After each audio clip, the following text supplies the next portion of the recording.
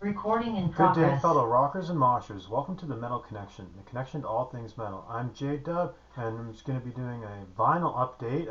I just recorded a CD update, so now I'm going to be doing a vinyl update, basically. I'll upload them both, so they go back to back. But yeah, first up, how many records? I got more records than my CD one. My CD, I think I had 12. My records one, um, or it might be 15, 20. But maybe not 20, but 15 or so. But I've been really trying to complete my Raven collection, and a lot of the old '80s Ravens are really difficult to get on CD. So I've had to resort to just getting them on vinyl. So much like Raven All for One, you can't get this on CD, or you can get it probably for cheap. You can probably get it cheaper on vinyl. So that's basically what I did. I just got it cheaper on vinyl than I could on CD. So we got Raven's third album. Yeah, Raven's third album, All for One, 1983. Good stuff. And then we got an obscure Spanish band. They're from Spain. We got Tarzan. And I got covers on all these, but I'm not taking all this shit out. But we got Tarzan here from 1984, and this is just kind of uh, it's an arena metal type sound. Like, I'm not gonna say glam, but they got that arena metal type sound. So we got some Spanish Tarzan. Next up, we kind of got this is Sacrilege. They did start out kind of a crossover thrash band type, and then their second album was kind of just pure thrash. And then as they moved into this third album here, Turn Back Trilobite. I forget what year this is anyway. Turn Back Trilobite. I think this is 88. It doesn't even say on the back anyway. But this is this they turned more like progressive doom. So this is like a really weird progressive doom type album. Um, with spurts of thrash. So a lot of the songs are kind of like mid-paced, slowly kind of doomy, but then there'll be these odd bursts of thrash going on. So this is female fronted. It's not for everybody. I know some people prefer the other Sacrilege album that is more just pure thrash, and then they moved into like a progressive doom thrash, but this is still really cool to check out from time to time. So that's really cool. That's an old school gatefold. I wish it would say the year. I forget. Uh, I think it's 88. I think it's 88 on that one anyway. And then the other album they had is 87. But then we got an American obscure heavy metal band here, Titan Mind Over Metal. I forget what year. No, I think this is 85. Oh, it's 87. 87 on Enigma here. And uh, it's not glammy. It's kind of just your typical 80s heavy metal, right? They kind of got that big arena sound, but then nothing's really glammy about it, really. I don't think any of the songs are really. No, it's kind of just like the Warrior Legacy Castle Donington, which is funny. They got a song titled named Castle Donington because that was a real Castle Donington music festival. But Destiny Calls, Arcadian. So it is just your standard heavy metal for the back half of the '80s there. Really pumped to get this. The other Massey album. I have the other one right on the back half of the here, but we got Massey's first album, Fire in the Rain, 1987, I believe. And Alex Massey was a guitar kind of virtuoso wizard. I'd say the Massey band isn't super like over the top uh, guitar wizardry, but there is still some shredding and things going on underneath the kind of layered melodic, choruses and things like that. He does sneak in his shredding when he can, although it's not like full on over the top like Apocrypha or nothing like that. If you're feeling, or like Cacophony, it's not like Cacophony where it's just like shredding. It's not that. It is more kind of a standard heavy metal, and then he kind of shreds when he can, but it's nothing over the top. So really pumped to have both the Massey albums here. This is the new one that I just got, but I have the other one on the back, so I'm happy to get both the Massey albums there. definitely worth checking out. It's cool.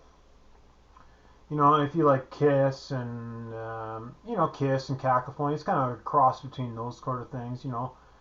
And with that arena metal sound. I don't actually have a cover for this, but anyway, we got Grace Slicks, Welcome to the Wrecking Ball, 1980. And this is I love this album. This album's really awesome. I probably had this for about a month now, actually, but so I've listened to it, two, three, four times. But this album is awesome. I don't know what it is. There's just a cool combination of hard rock, AOR, pop rock. It's kind of just blends all those things really well. There's some songs on here you wouldn't expect to be so hard and heavy, but they are. But Grace Slick is actually the singer of, what the hell, You Want Somebody to Love. Hey, won't you need somebody to love? Jefferson Airplane. Okay, yeah, she's the singer from Jefferson Airplane. So you wouldn't think that, Jefferson Airplane was kind of like a pop rock band, kind of pop AOR, even just pure pop at times. But you wouldn't expect that her first solo album would be so heavy, but it is. Like, it actually is very rockin'. There's some killer riffs on here, some licks, some guitar solos. You can see she's kind of having like this angry image going on here. So I'm telling you, this album is way more rockin' than someone would say or even think. But I know I posted one of the songs in one of the groups, and someone's like, "That's not metal, that's not rock." I'm like, "That's fucking hard rock, man. Don't tell me it's not." There's guitar solos, the tone is kind of hard rock. Like there's some good like hard and heavy stuff on that album. Just because the singer's from Jefferson Airplane, you can't prejudge it, but it's a fucking really awesome album. We got Germany, like a German hard and heavy kind of rock band, metal band at times. Mass, Angel Power from 1980, I believe. Or actually, I think it's 1979. Okay, it is 80. I thought it was 79. So 1980. And at that point, I don't think they had quite gone the heavy metal route. It is a lot of that kind of late 70s dirty rock, hard rock sound. And then as heavy metal became more prevalent in the mid 80s, right, they kind of adopted more of a heavy metal sound. But yeah, good stuff. Kind of good old rock and roll, hard rock stuff on Mass. And they have a huge discography too, so it's definitely worth checking Mass out and discovering all their albums that they've done. They have Metal Fighter.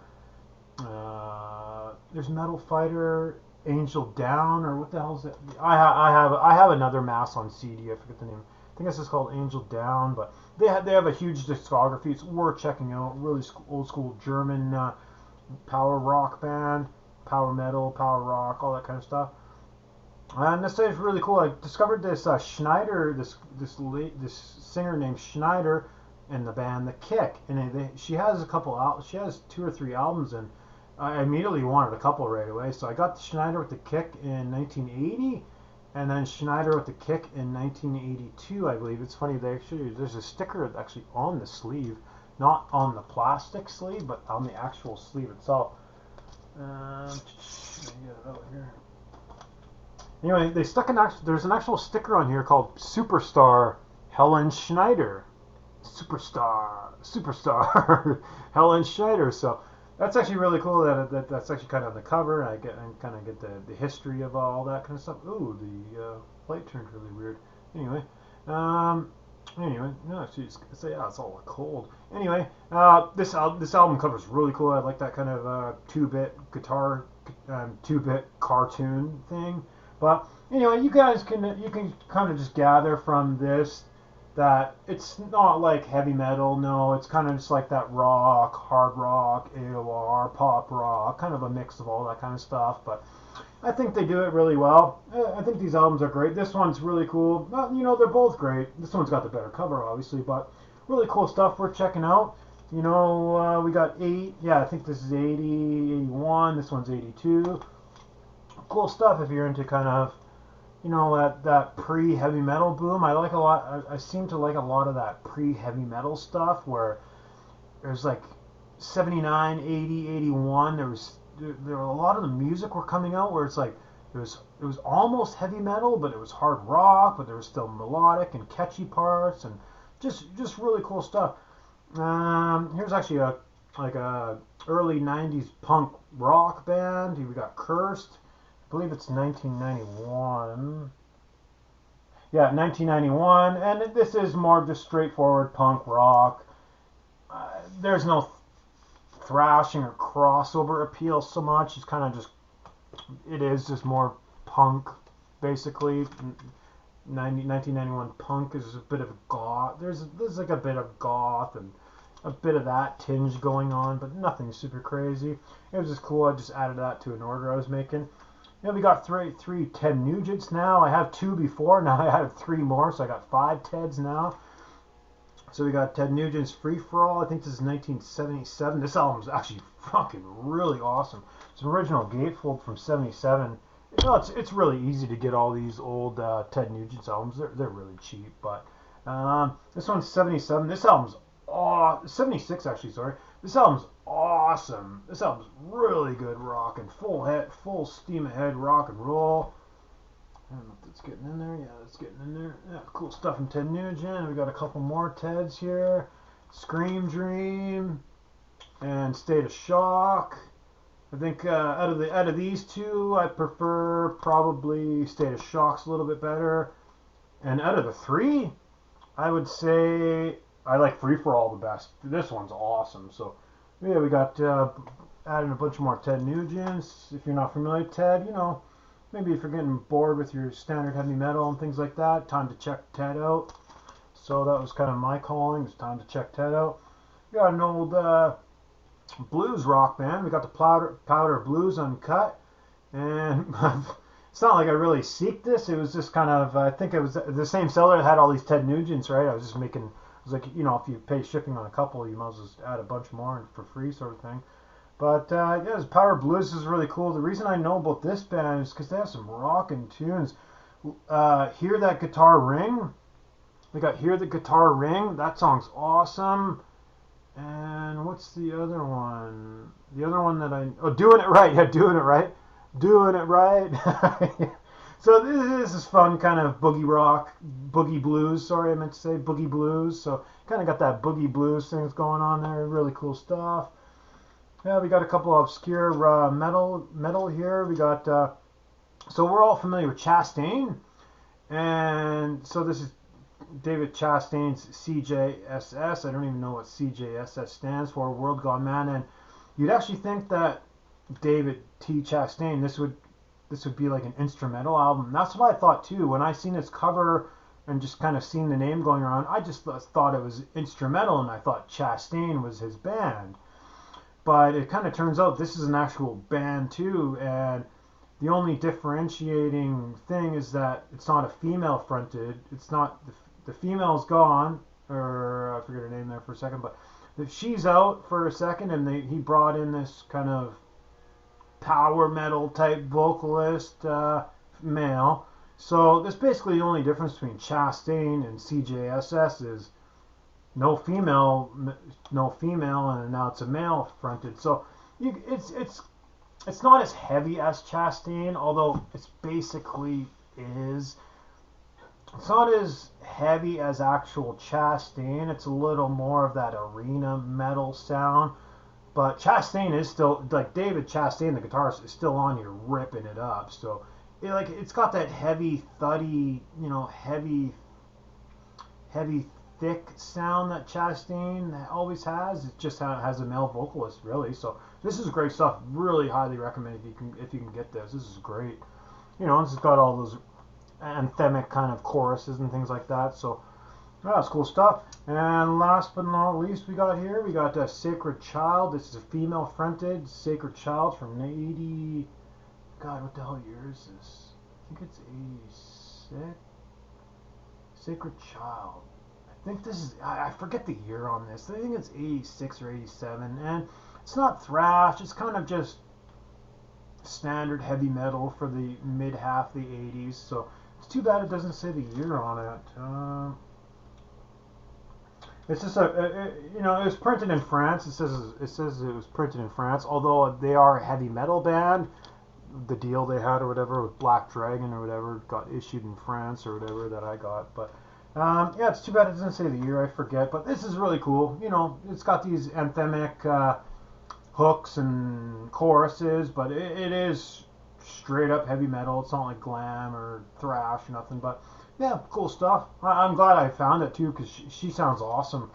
If you can see her back there, yeah, there she is. There she is. There. So really cool stuff. They only did one album. She only ever appeared on one album in her life, as far as I know. I tried to dig some. I was trying to find if she was on anything else, and she wasn't. She was just on that. Does it say her name back here? Yes, lead vocals Astrid Young. So it would be Astrid Young right there. So yeah, this is a cool find. It's old school. It's like really bad, a really bad Terminator. So, but the music's good. So cool cover though. I like that. I like these old cheesy covers. It's just cool. Although, you know, the technology's not that great. But anyway, cool stuff. Thanks for checking it out. Subscribe, Ma. See you later.